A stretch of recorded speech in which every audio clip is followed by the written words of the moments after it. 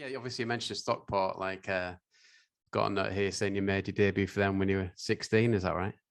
16, yeah. I was a apprentice first, then I joined them at 16. Signed schoolboy forms.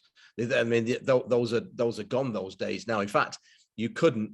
The days with all the safeguarding issues and things, it's like with us, with our youth team players, you've got to be 16 before you come into the senior football now. And I was as a 14-year-old at half term and things and the school holidays, I would go and train with the first team, and I played for the second team then. But that wouldn't be allowed these days. Just wouldn't be allowed. You look back and think, well, they'll think I sound like my granddad. Well, it didn't do me any harm, But it was a great learning curve, yeah. And I always say, and that's why even now I didn't take it into my management. I've been semi-pro management for 30 odd years now. Is that it was only because of the sort of courage really of the manager. It wasn't, I had a talent, else I wouldn't have been an apprentice anyway, or been somewhere near the first team at 16. But it was only because of the sort of courage really, and the confidence that the manager had in me to say, yeah, we'll play this 16-year-old, we'll play this game. And I came on as sub against Darlington, it was, at home, 15 minutes to go, 1-1, and just like it was written, I went and scored the winner. So it was a very, very proud moment. A skinny sort of, I was only out 9 stone, wet through, and then I had about three seasons there at Stockport, and then I had to move to Bournemouth. Then. Were you? Who did you support when you were growing up? Was it Stockport? It was, yes. Well, to be fair, my dad and the rest of my family are staunch Reds, Man United. Man United they are. But I always had the. We used to. Dad used to take me. We went to the season they won the first division, 67. Dad took me to. I think we saw every home game. I'd take my little stool and stand against the barrier on the stool. But it was just the era that was starting creeping in then, the early 70s, that there was all these all the skinheads and the bother boys and the Doc Martin boots, and it was just and I'd always looked out and supported Stockport anyway, and we used to continue to go to Stockport then, because it used to be Friday night county night. That was the slogan, because so they used to play on a Friday night, so they didn't have to compete with City or United at home. Right, okay. So that was sort of, I've always had the love of Stockport, to be perfectly honest. He's always been, anywhere in the world I go really. Who do you support then? And I do say Stockport counties on a whole set of it. There's that's just how it goes. It's just that's who you grew up supporting. That was it. Yeah. That was it, So looks like they should get back in the Football League this season. Oh, it's all but. I was fortunate that they invited me to the Bolton game, the FA Cup replay. Yeah. And I hadn't gone back and seen all the new dressing rooms and everything that they've done, and the new chairman has spent literally millions on the infrastructure, not on the team. There was a little bit of concern and worry. Why are we doing all this? Should we put it on the team? But it's certainly got it's all but a Football League club in name, to be perfectly honest. There was 11,000 there that night when they beat Bolton in the cup replay. And then I was again fortunate, kindly invited up to Bournemouth for the Birmingham game, and excuse me, sorry. No worries, man. They're in the well, hopefully going back into the Premier League. And they had 9,500 there, Yeah, it's mad, isn't it? So it's just I mean, it's Stockport there, as you know, coming from Sale, it's the old adage of it is a hotbed of football up there, isn't it? Around that area. But yeah, it was I look back at very, very fun times on it at Stockport. Yeah. And am I right in thinking you played with George Best for a few games? I did, yeah. That's. I mean, I had 16 seasons as a pro that down in the lower divisions, and we had a lot of success with Hull City, and it's with the as it is now the Championship, isn't it? We went into the, as it was in the second division. But one of the highlights of personally, Mike, I mean, he was my idol. He was my idol when I was growing up. I even had the George Best matchmaker stylo football boots where the laces tied on the side and they were purple boots. And so to actually be able to play alongside him, I wore 10, he wore 11. So he was next to me in the change room on the pegs. And I've got a fantastic photograph, and he sat next to me with his arm around. It was like, I was what, 17? I think I might have just before 18 I was then. And it was just, one of my dreams come true, to be perfectly honest, and he still had the time. It was a little bit weighty. He come back a little bit weight because it was the first time he went AWOL with Man United. I think he'd been out in Marbella or something like that, hadn't he? Come back, and Freddie Pye managed to bring him back for a game. And he played 3 home games, didn't train, didn't play the away games, but played three home games for us. And it was a fantastic experience, as we're talking about now, that I can say, played with probably I consider to be the best footballer I ever saw. Yeah. So I mean, at that time, he's still like, obviously got a lot of ability, hasn't he? That's like kind of the prime of his career.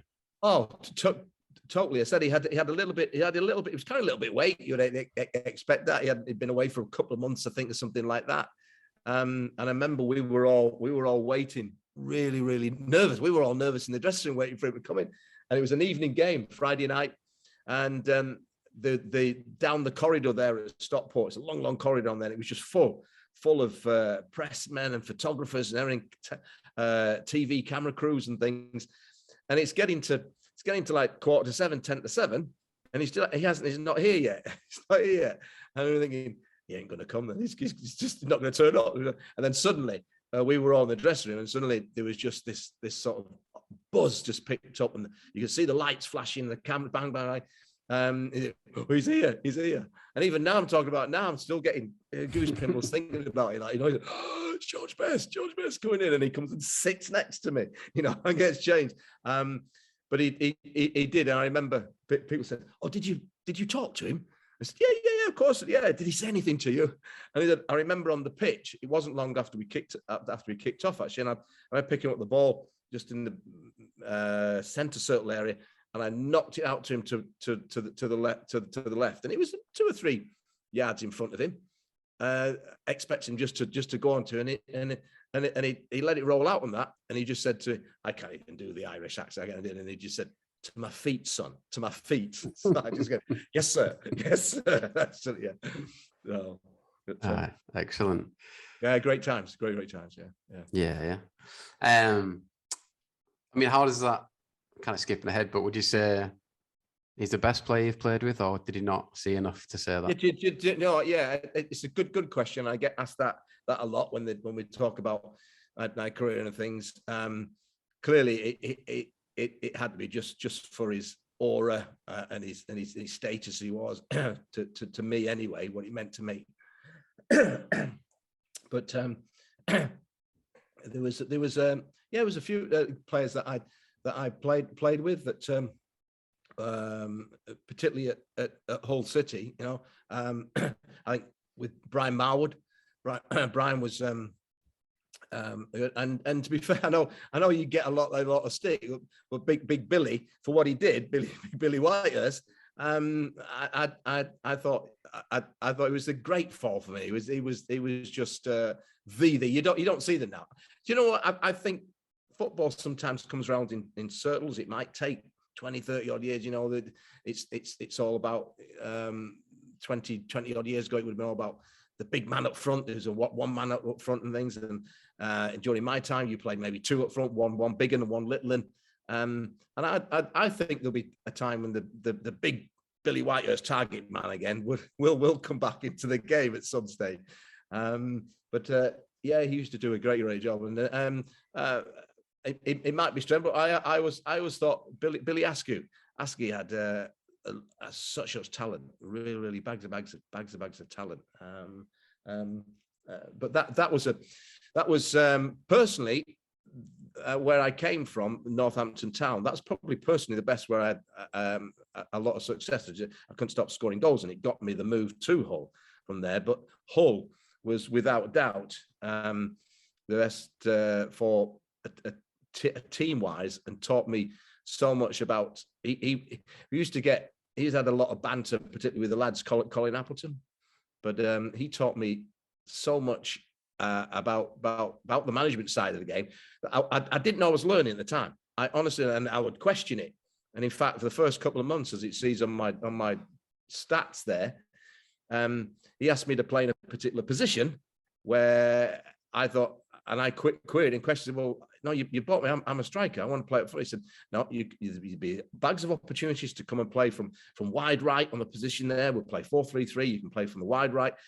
And then he said, and he just said to me that if you don't want to do it, you can sit in the stand. So I'd of course, like, I just went, oh yeah, sorry, yeah, I'll sit in the stand. And it was about a dozen games had gone past or whatever, 10 games gone, and I think, hang on a minute, who's the loser here at the moment, So and it was about how I take a lot of his stuff now that I take in, or have taken into my style of management. I've actually picked up from Colin, to be perfectly honest. Yeah.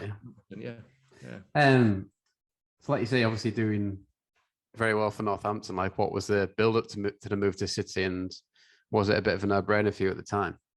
Yeah, but it was. There was a lot of talk. To be fair, I didn't know that Hull were interested until I'd actually even spoke to Swindon. The manager at that time was a guy called Ken Beamish, and I spoke to Swindon, and their offer was as good as Hull's, but I just thought Hull had got promotion, had gone into the next division, and I wanted to better myself as well, and I just thought that would be the better move for me.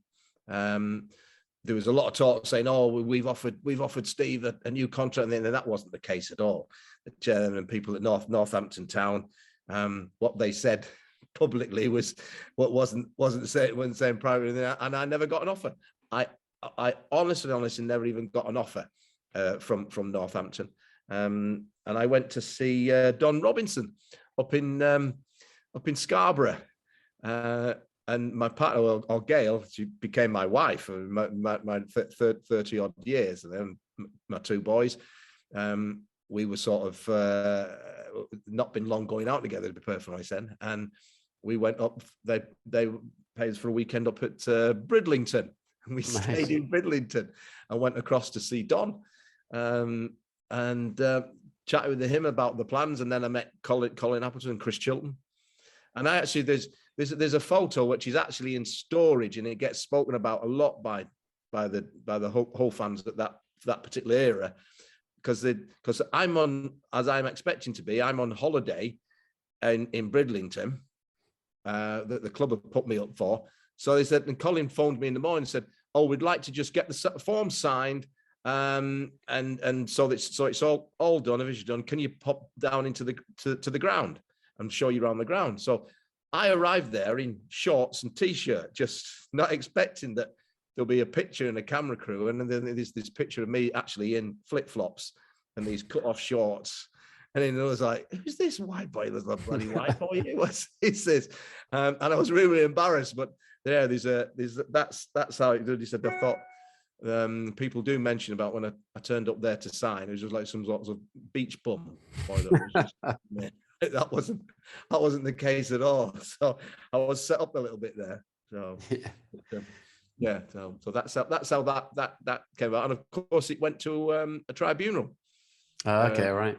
Which was sort of all the rage then. And though there was 3 or 4 seasons where they became the in thing that all right, we can't agree a fee with it. And I think something like Hull had offered I don't know, something about 15,000 or something like that. And Northampton wanted something, I think it was about 90 or 100,000 or something like that, which was really, really silly. And it went to a tribunal. I think it was at Coventry City's football ground, actually, where we went to and I think they agreed on, I don't know, 20,000. They agreed on it anyway. So yeah, 50, reading 50,000 here. 50,000. So that's how that came about. And then did you have to be there? Sorry, go on. Huh? Did you have to be there for the tribunal? Yes, I did. Yeah, I didn't speak. The club, the Northampton, spoke and said why they and that he came. He's been with us 2 seasons, as he expected to hear. Been with us two seasons. We've developed his game. He's scoring goals, and this is why we expect him. Blah blah blah. It'd be such a difficult position to bring anybody in for that money. That he scored that goals, and then of course you got Hull saying, well, he's only done this, that, and that, and so they put their two cases, the cases together.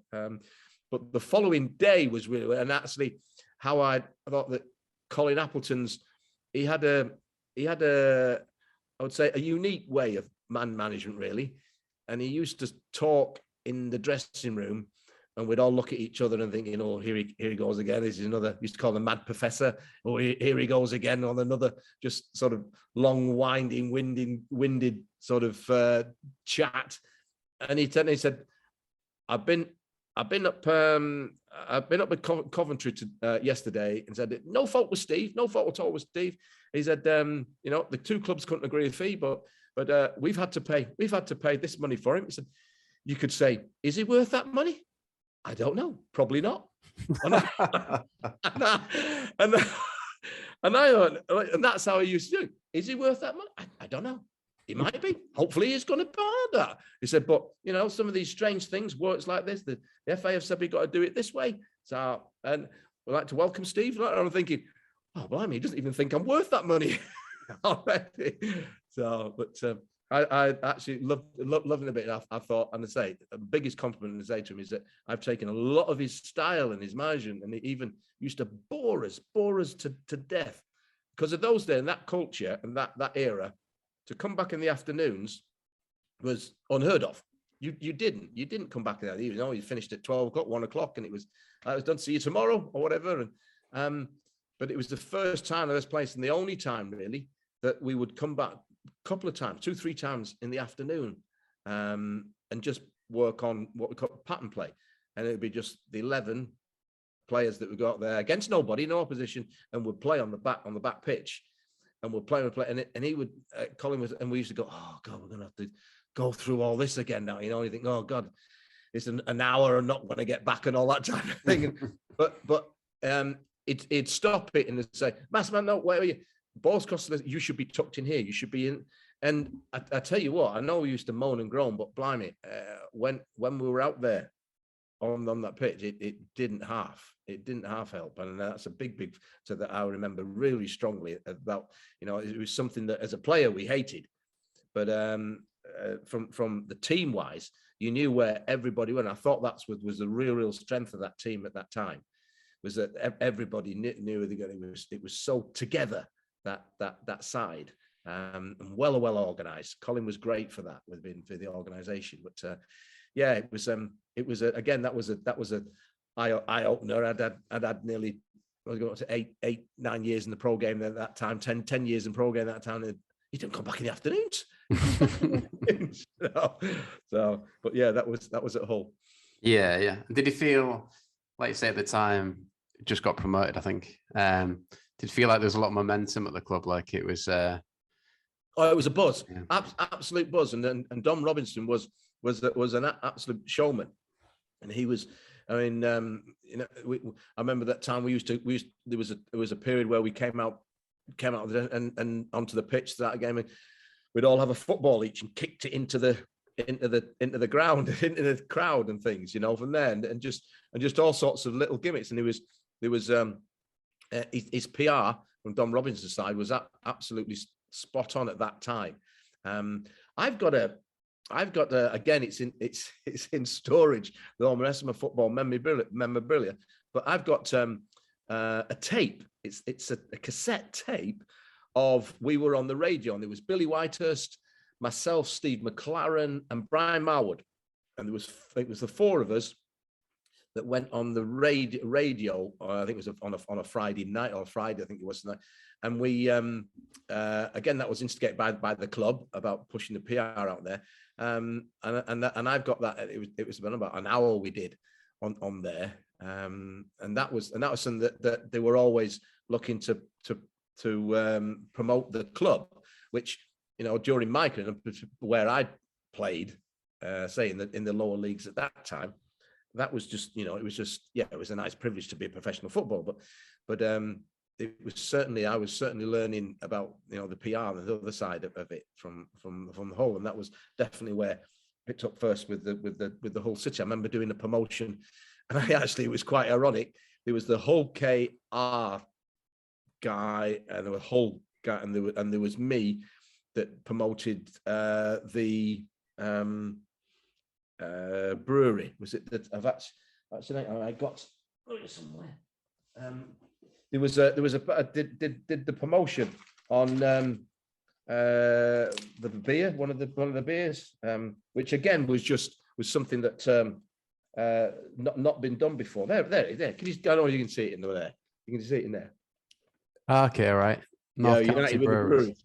Yeah, right. And again, that was something that, we're doing PR, promoting the club, like, you know, and things, because otherwise the only way you promoted the club was to try and win football matches then. But that was a sort of the culture again behind, and that was all down, you know, with Don Robinson being that showman. And it's certainly, again, you know, you think that was the start of clubs really just promoting themselves. Yeah. And obviously, like, your debut, talk about hitting the ground running, score 2 goals in a 4-1 win. Don't come much better than that, does it? It was because Burnley were considered at the time. There was I think was it what's his father, Kevin Bond's son? What was John Bond? John Bond was the manager, wasn't he, then at that time? And they were going to rip up that division. And I remember they had a number of big name players that Lee Dixon played at fullback for Burnley that day, and I remember it was a red hot day, and I think I scored 1 in the first half, and then not long after in the second half it came back off. I remember the second one more vividly than the first one. The first one was, I think, just inside the edge of the box. I think Billy Whitehurst that laid it off to me, and I struck it on the half volley, and it went through a few crowded players. But the second goal to put us 4-1 up, I think it was then, was more or less straight after half time. Came back off the keeper, and it just as it just come back off the keeper, I sort of side footed it in. And it was a great start. A great start that day. And did you play in the friendly against Tampa Bay Rowdies, or was that just before you? I played in the, is it called the something, not the America's Cup, what is that, when the Arrow Air Cup? That's the one, yeah. Yeah, I played in the first game because Gail, my wife at the time, was expecting Ben, my boy. So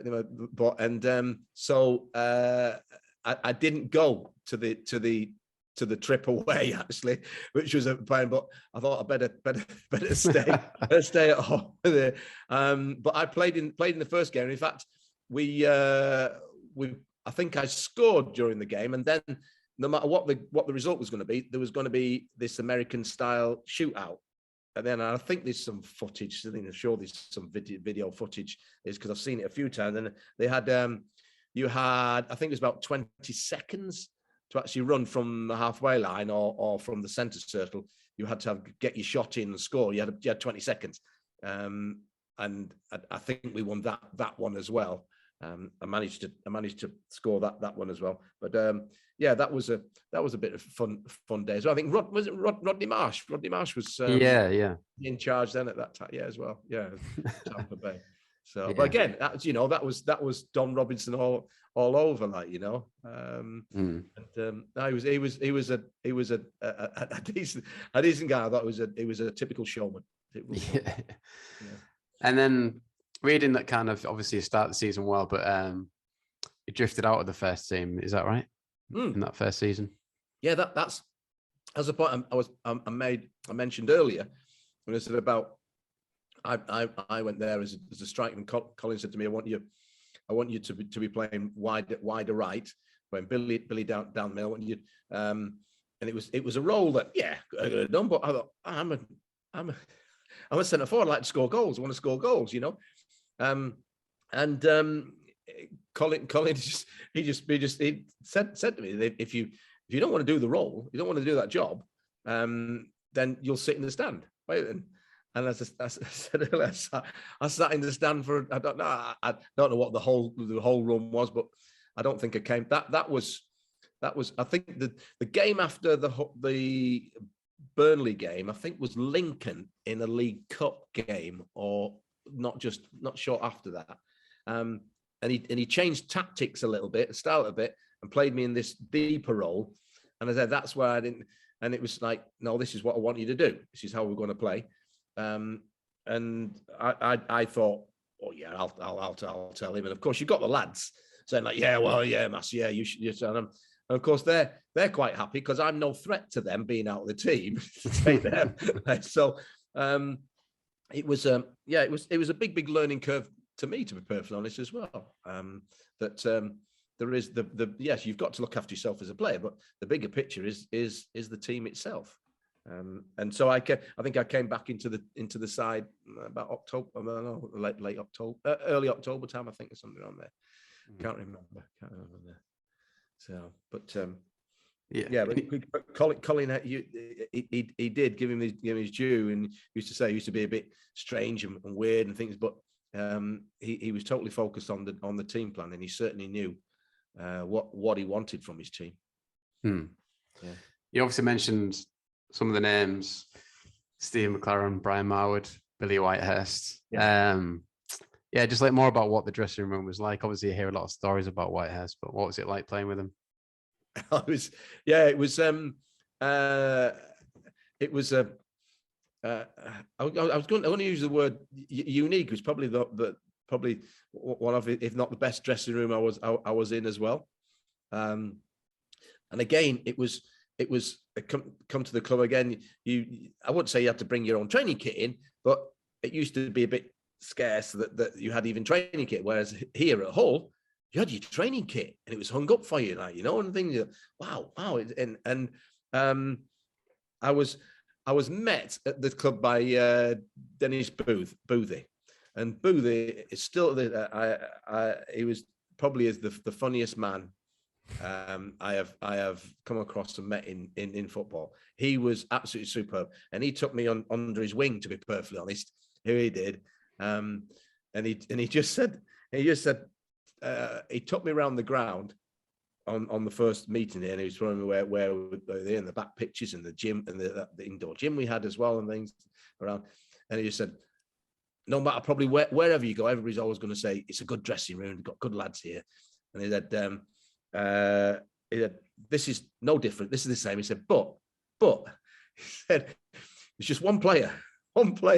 He said, and he meant it in the nicest way. I'm not at all disrespect or whatever. In the nicest, he said, but he just said, it's just one player. Just be aware of, and don't cross.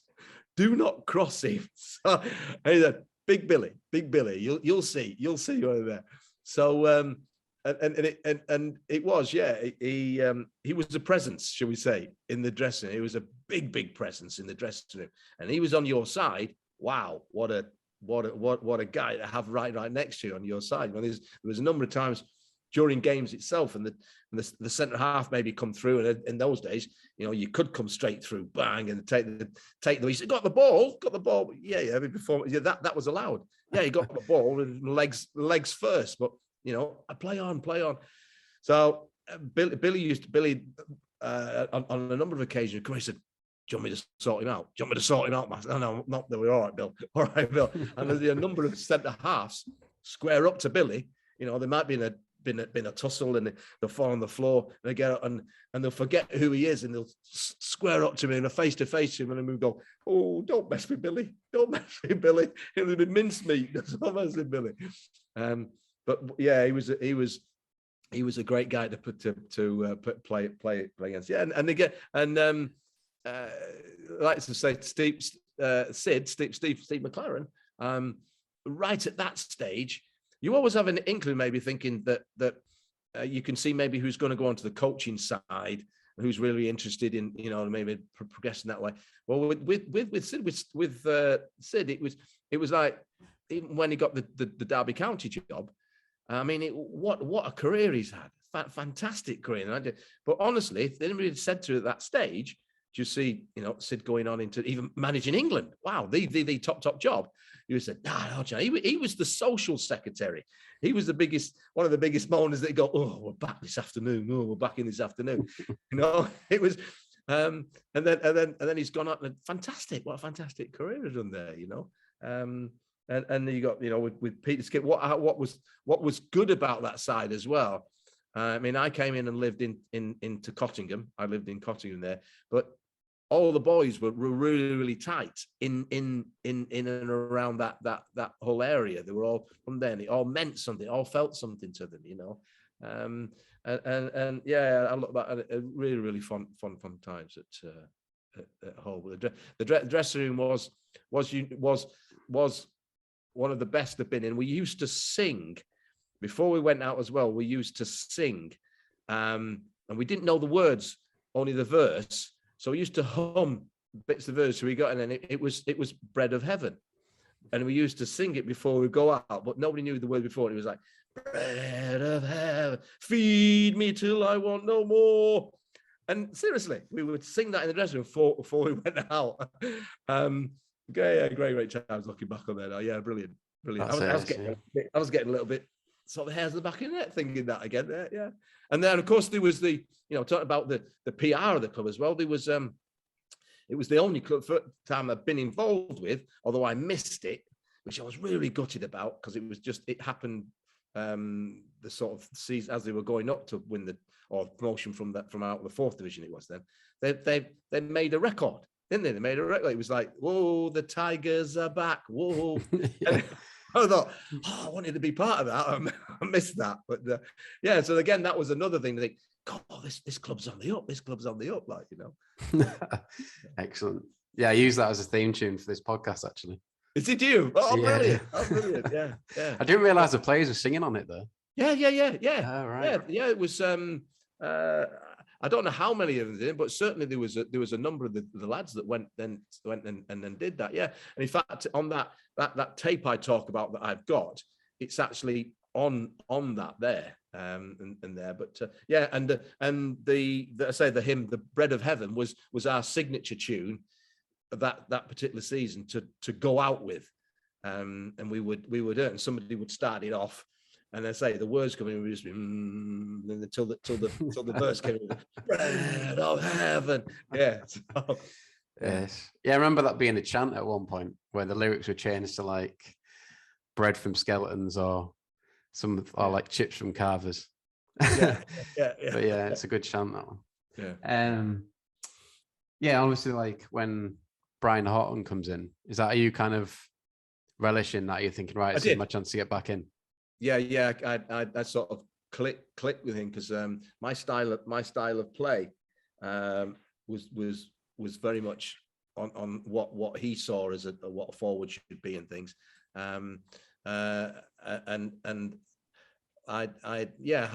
had a good time and I played where I'd like to play, and even that where Colin was a little bit more sort of say on a scale of 1 to 10 defensively wise, and 10 is like really defensive, really solid, you know, we're not going over the halfway line. Colin used to be sort of maybe 7, 6, 7, where Brian Hart was just like, yeah, let's go and play football. Let's play football. And there was, I certainly felt that there was much more football, much more positive side in that. But yeah, he was good, and he could still play as well. blimey, he could still play. Yeah, I was going to say, what was it like? You know, you don't see many player managers these days, but did it obviously it worked at that point for him? Yes, it did, and it's all relative. You know, I would what I say even down here, the semi pro level. If the thought is, oh, I'll be a player manager, it's not. It's impossible. It's impossible to do it properly, to be perfectly honest. As Brian found out as well. I mean, his performances were a little bit limited, and he was there as a manager. And you can't, if you try and do it. I say it's even relative. I've tried to do it, and I would advise anybody, myself, that's goes into management, that you either go into it properly or you wait. And actually, I would advise to just play as long as you can. Play as long as you can. I mean, I'm in mid-60s now, and there's not a night. We've got a game tomorrow night with the Helston team that I manage. And I'll be turning up there and think, oh, I wish I could play. Oh, I wish I could play, you know. So I would just, play as long as you can. But Brian just, I think, got it exactly right. He played in the games when his influences was needed and things. But I liked his style of management very much, yeah. Yeah, I mean, I've seen a few interviews with him from back then, and you can tell how driven he was. Could you tell he was going to work at a good level kind of thing as a manager? Oh yes, yeah, absolutely. Because I think it was his first job. Was that his first? I think it was his first job in management. But he was really driven. Yes, and I say with his positive attitude and outlook, and yeah, I thought it was an excellent fit for Hull City. Yeah. Was he the type of character that could turn on players if you needed to, kind of thing? Oh yes, God, I seen. Yeah. As a good point, he could be nasty. He could be nasty, but always in a. It wasn't in a bullying way. I played with under a couple of managers that used bullying tactics, and that can only work just for a very, very short time till the fear goes. But Brian he could put a point over. And you knew he's like, you do it, you get this done. But he was always constructive, and he had that ability as well, is to put your arm around your shoulder and things, and whatnot. And he knew who the players that he could go, you're not doing that, you're not doing it, I want more from you. So no, I thought it was excellent, and I enjoyed playing under it. I really did. Obviously a memorable season that season, and a couple of people have mentioned the Leyton Orient game away as being one of their favorite games of all time. Like, what do you remember from that? 5-4. Yeah. We're 4-1 down. 4-1. We were 4-1 down. I remember. I think it was the old Brisbane Road there, wasn't it? And I can't remember how we scored the first one, but certainly remember thinking, shit, 4-1 down here. And it was quite early on the game as well. But I remember I think I either got the second or third one back, and then I'd like to think one of my better games, and I think I as they would call it, we didn't call it assists then, you just, but I think I would have, well, I knew I had a couple of assists, and just remember that just the game sort of turned on its head, and I think that's really what that. And we're going back into the dressing room then, thinking, at that time thinking, this is on. We can actually do it. We can actually be the top dogs here in this division. But it certainly was one of the craziest in the game. That's turned from being 4-1 down, coming back, winning 5. Was a great, and being able to be on the pitch and actually contribute to that game as well. I think Billy slid in at the back post, I think, and grabbed one as well. And I think he might have laid the goal on for me as well. My goal on, he laid it on for me, and so it was. It was a cracking day that day. Absolutely, it was, yeah. And then we had a fan on called Brian who said he remembers that night all the team came back from London and went on a night out in town. Is that kind of a regular thing at that time. It was, yeah. In fact, they used to take they would like they'd call it the clubbing gear. So they would travel down the game and then but take with them the clubbing gear, and on the way back on the coach, because we used to have to wear the blazers. The blazers with the ties and things, and I've still got the blazer. I've still got the blazers for my prized possessions. The Tigers blazer on there. So the lads would get changed on the coach into their clubbing gear, disco gear as it was in those days, and go out onto the town. Yeah, but that's what I was saying about that side. It was the real togetherness. You know, the lads were all locals, and say even like myself. Although I come in, we lived in the town, in the city itself. You know, so it was those are good times. And then certainly, if you couldn't go out and celebrate after being 4-1 down and come back and win 5-4, you ain't ever gonna go and celebrate then. So it was yeah. And there's been a bit of talk about Tony Norman recently. On Twitter. About Tony Norman. Oh, Tony, yes, yeah. And like, obviously, it's before my time, but some of the footage is pretty impressive. Like, how does he rank as a goalkeeper that you've played with? The tops, yeah. I don't think he'd made an appearance for Wales, but he went on to make an appearance for Wales, didn't he? From when I went on then to Cambridge and Wrexham a couple of years later. But Tony was, and he was a not just a top keeper, but he was a real great lad as well. He had the wickedest sense of humour, and he would wind people up, including me. He would really wind up. We'd finish with doing some shooting and things, you know, and he'd dance about in the goal, going, and I'd try and beat him, and he'd be going here, there, and he could, he was a top guy, yeah.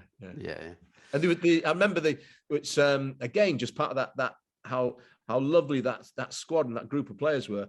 The backup keeper there was John Davis. Yeah. Gunner. He was called. Why? I never found out why he was called Gunner. But he was a top keeper as well. And you know, he had Tony Norman in front of him. It was just unfortunate at that time.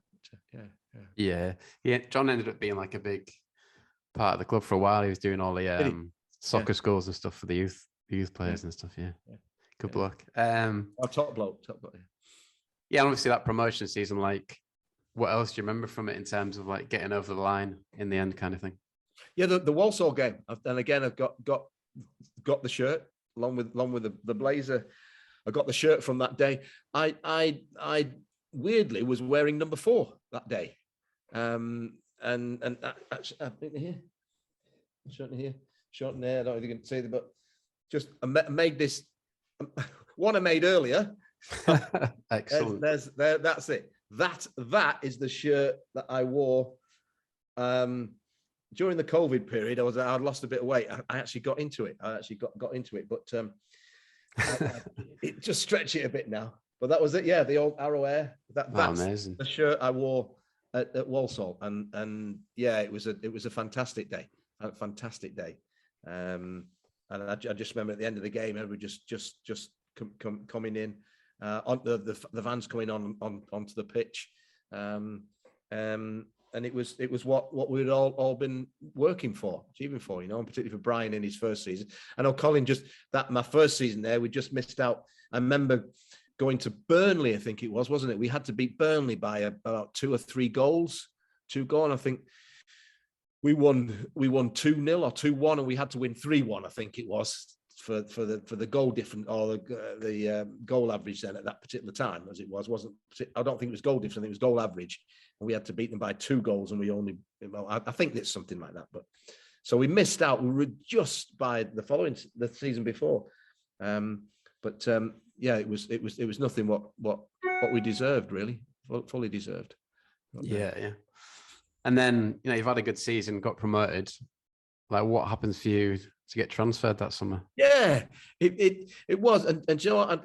Honestly, when I finally get around to writing my book at the end, this will, I can honestly say the move from Hull City to Cambridge was the only time. I said I had seven clubs in all. And I always just say that because you were a forward, you had more moves. You know, your goalkeepers and your defenders really didn't move around at that time. But it was forwards that moved. And I always said that if you were scoring goals, somebody bought you. And if you weren't, they got rid of you. So you were always on the move as a forward, to be perfectly honest. And we've been back pre-season training. Brian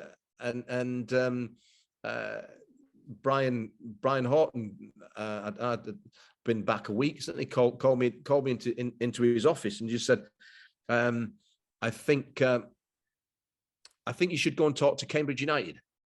So I said, what? Why? He said, well, we've accepted an offer, and it was during that period where they'd gone, I think, consecutive seasons down each division, and they were over the 3 seasons, and gone from second into third, and then into the 4th division.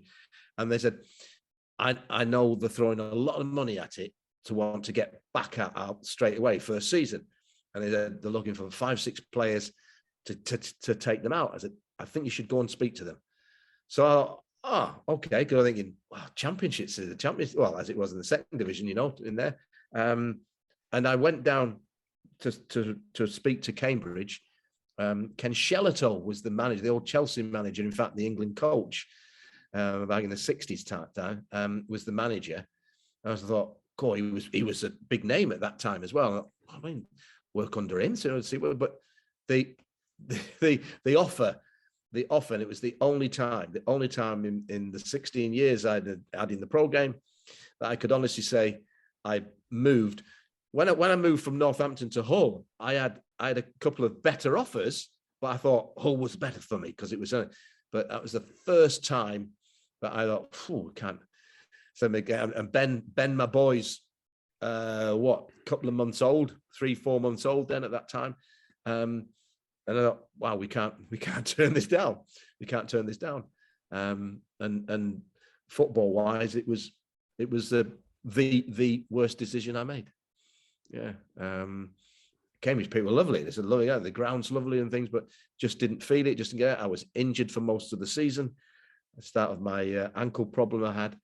And the end of that season, the 5-6 players that they brought in for transfer fees and big wages, I was the last one left. And it came about that I still had another couple of years left on that contract as well.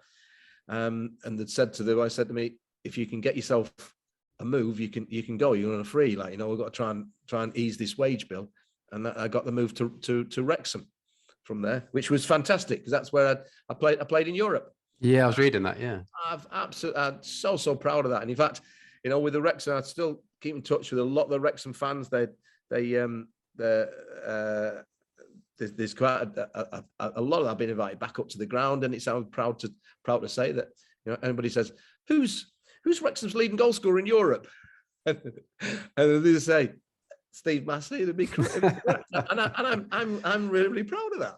Yeah, I'm really proud of that. The history that Wrexham have in that particularly in those European campaigns, you know, to say, yeah, the leading goal, Steve Massey. The next obvious question is, well, how many did you get?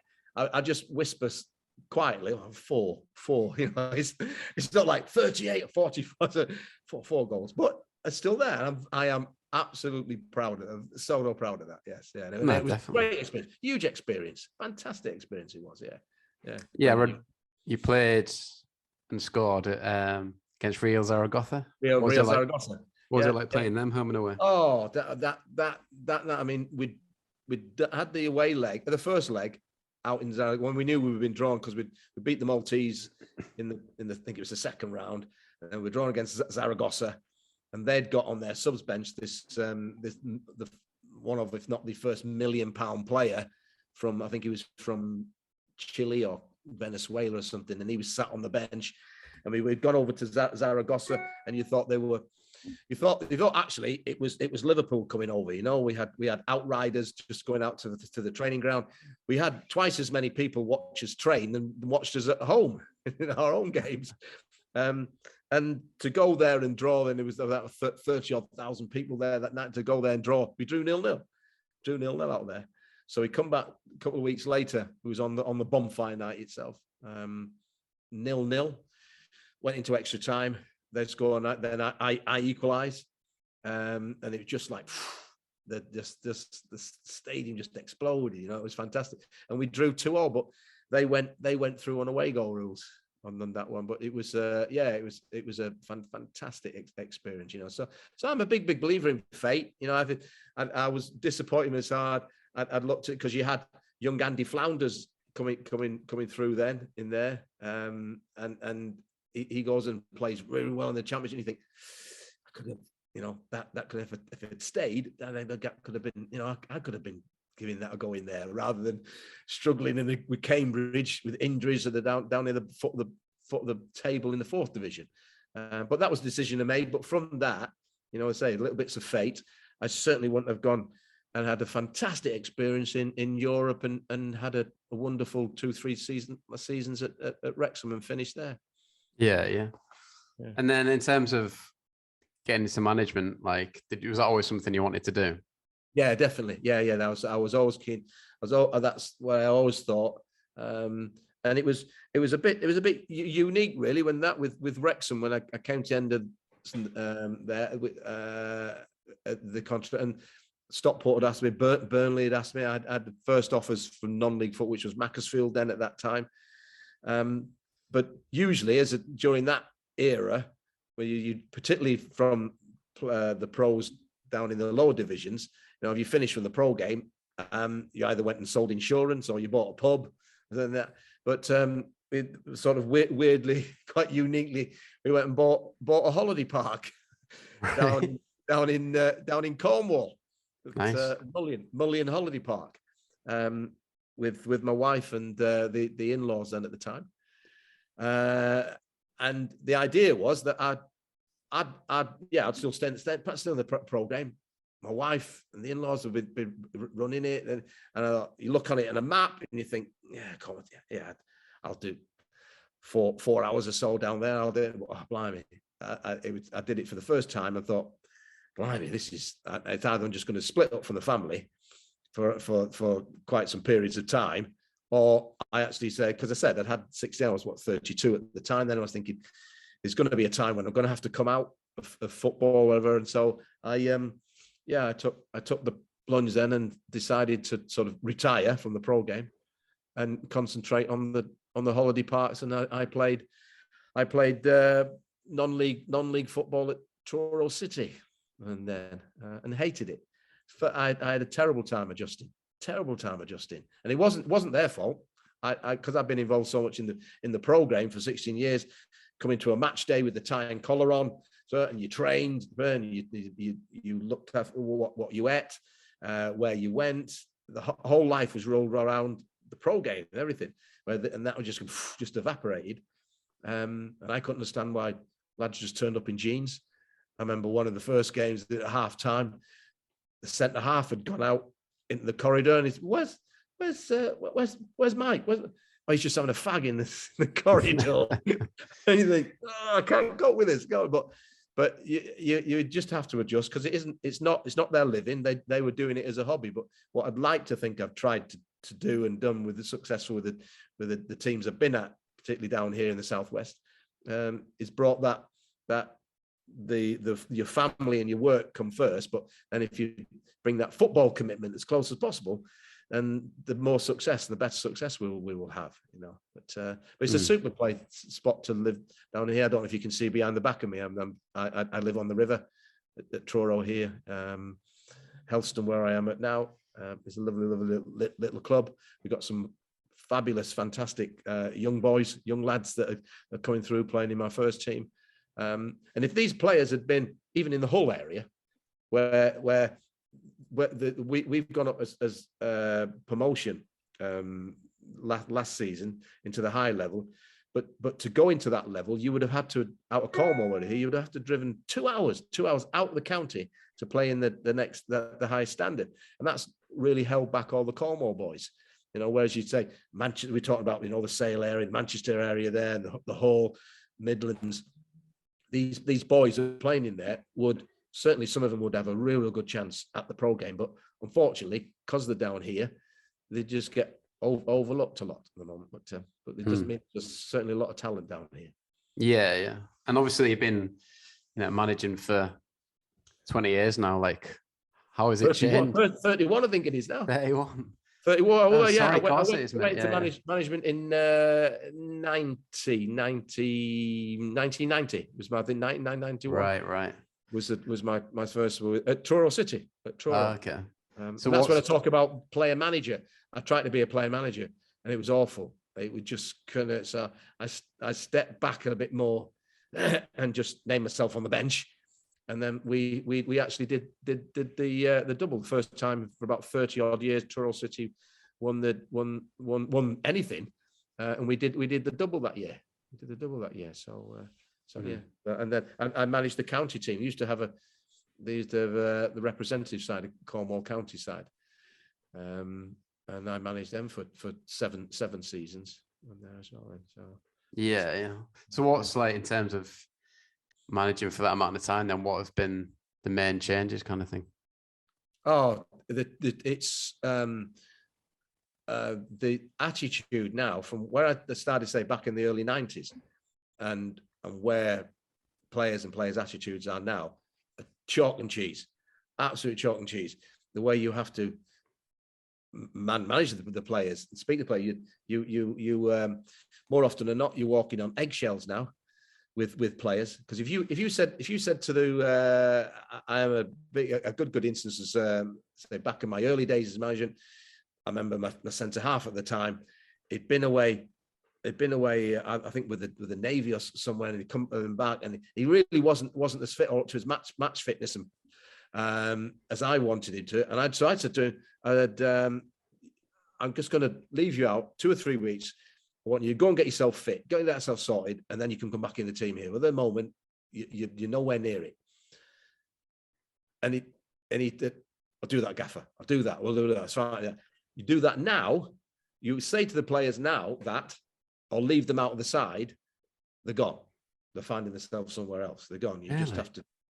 Yeah, it is that. That's sort of like painting it black and white. But that's how I find that that's how much it's changed in the game, is that people are not prepared to even come and sort themselves out for training sessions. You know, when you were a pro, I remember a couple of occasions at Northampton Town, we'd had a defeat on the Saturday. We're getting back onto the coach, and the guy, Clive Walker, he said, "You think you're getting Sunday off? You're in Sunday. We're in Monday, full day Monday as well." You know, and that you had to do it. You had to do it. You were a pro. But just the attitude to say with training, and even it's all about image. You get a lot of I've got a lot of talented young boys down here, but they watch it on the television, and they see it, and they have the Instagram accounts, and it's all about image with them. It's all about image with them now, you know.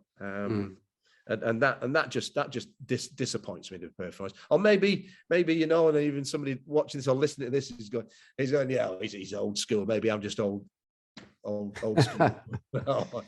Yeah. You obviously still love it as much as you ever did. Oh, absolutely. It keeps me on. And I say I'm at the end of this month. Then I say I'm 64 at this end of this month. And up here, I think I can still play. I honestly think I can still play. I was very proudly asked to.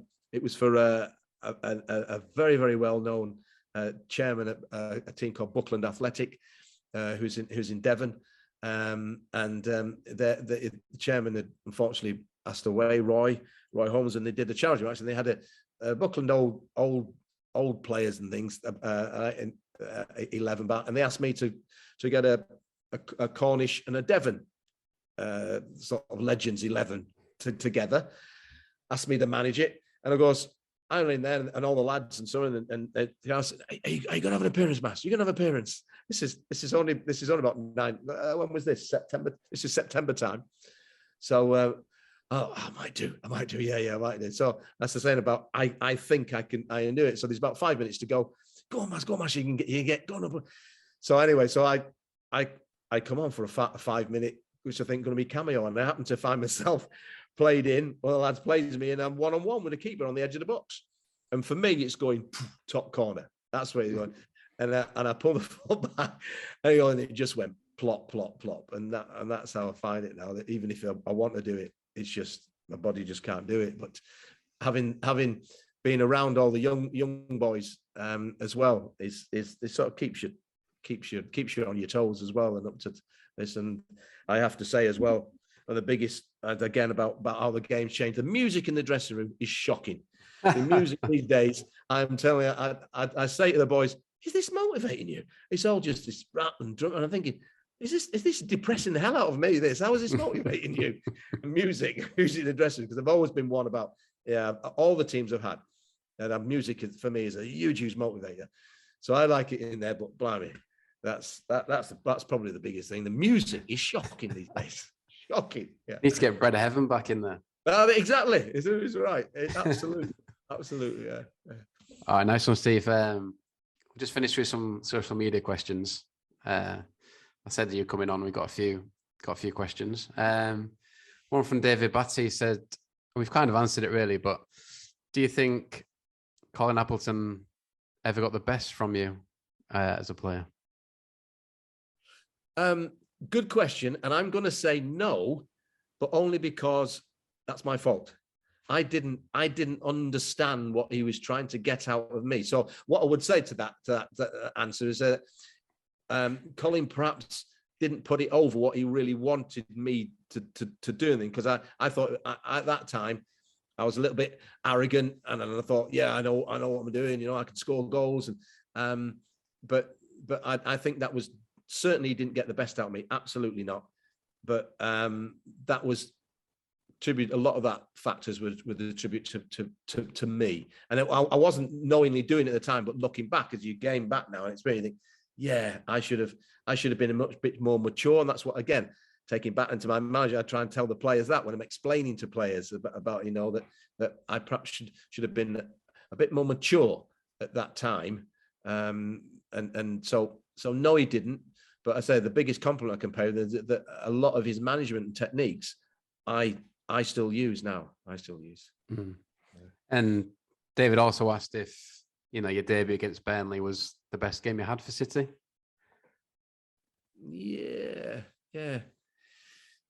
I think I remember going to Tranmere. I can't remember what the score finished there, but I played a little. Brian Horton played me a little bit deeper, and I remember certainly assisting Steve McLaren with one goal.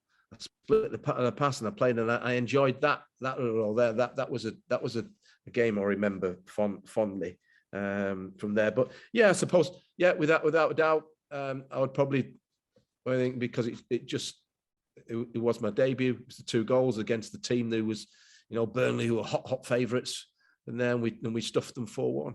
Yeah. Yes. Yeah. And then one from Darren Green asking for your memories of playing and scoring against Scunthorpe on Boxing Day when Ian Bertham was playing. Yes. Yeah. And I always remember that game as well, because my gran, because he's no longer with us, that was the only game she saw me play. Right. Okay, because my dad particularly never missed a game, and brothers doing it. So and my gran came. Why she came that day, I don't know actually, but she's in there. But that was that was, and I actually met Ian Botham just a few. Not the last tour to South Africa. It was the other tour, the England. It was about 2012, 13, something around there. And I met Ian, but they were staying in the same hotel that I was staying in with the Sky. And Ian Botham was sat on his own. It was just after breakfast. And I thought, I'll go on one. I'll just wander over to him. So I wandered across to him. So like took a deep breath, wandered across to him and said, Ian, I'm Steve Massey. And I said, the last time I saw you, I was stood against you on a goal line, for a corner. And I said, and I happened to score a penalty. And he said, and so I remember it was never a penalty. It was never a pen. It was never a pen. We got robbed that day. So we were talking about that. But Ian both, I remember standing on the goal and looking at him and thinking, my God, he's got one thigh was twice the size of my two thighs. He was just huge. He was just huge. But yeah, that was one of the because I think it was a full house then as well, wasn't it? It was a big full house. And yeah, I remember sticking it. Neenan, was it Nean? Joe Neenan was the Scunthorpe keeper. I remember I always used to take my penalties and hit, if I can hit the side net, inside side netting, keeper won't get it. And it went straight in the top corner of the air. Yeah. So yeah. Excellent. Yeah. And then one to finish on, the likes of Hull City blog on Twitter says, can you rank these in terms of being absolutely mental? So you got Dennis Booth, Colin Appleton, Billy Whitehurst, and Don Robinson. In what order? Rank them in what order? In terms of who was the craziest, really. Who's the craziest? Yeah, I'd have to say Colin the craziest. Boothie without doubt the funniest. Boothie without doubt the funniest man. I'll just give you a little sort of answer about Colin and what he was about. Walking into the dressing into training one morning and walking past the office door down the corridor, he sees me going in, and I'm I always like to be one of the first in anyway. So he says, Mass, isn't it? Come in here. Oh, what's the problem? You go in there. He said, sit down. So I sat down, and he goes, how's the car? So I said, like, yeah, it's all right, boss. It's all right, boss. Yeah, good. Because if the car is, well, I use the word gone. He said, it just the rest of your life, doesn't it? He said, go on, see you at training. And I thought, what's all that about? What's all that about? But actually, it was another little sort of ditty that Colin was, for me, Colin was way ahead of his time, to be honest, because actually it's only then when you do realise that your car is knackered, and it does knacker up the rest of your life. But he just happened to think, oh, I'll drag Massey in and tell him that. and that's how he was, with Colin. So he would be without doubt the craziest. I never have thought about Don. I thought Don was a complete, utter showman, but he knew very cleverly what he wanted and what he was doing. So I wouldn't say he was crazy, but he really knew. And I had a lot of time for him. Basically, pushing the football club forward, he was great at that time. Wanted to take the club forward. But Boothie was definitely the funniest man. Who was the one in there? Was for Billy Whitehurst. Yeah. Oh, Billy. If Billy told a joke, you had to laugh. He did that with that. That was with Billy. Yeah, he had it was as I said earlier on in the conversation, he was the best man to have alongside you. If you were up there and it was the game was getting a bit niggly, and think he was the best man to have alongside you without a doubt. But yeah. Was it one of those where I could tell a few tales about Billy, but they wouldn't. I don't think they'd be able to get aired. So, yeah, fair. Yeah. Was it one of those where you'd almost won the battle in the tunnel before the game, kind of thing? Yes. Do you know what? Yeah. And I think that's without a doubt. You're asking me about the dressing room and things and that, and even just the bread of heaven hymns before we went out. We were really tight, and there was that the underlying all that was the fact that they were very talented as well. These were very very talented footballers as well. So there was a real sort of camaraderie that were really that tight in the dressing room. It was, yeah.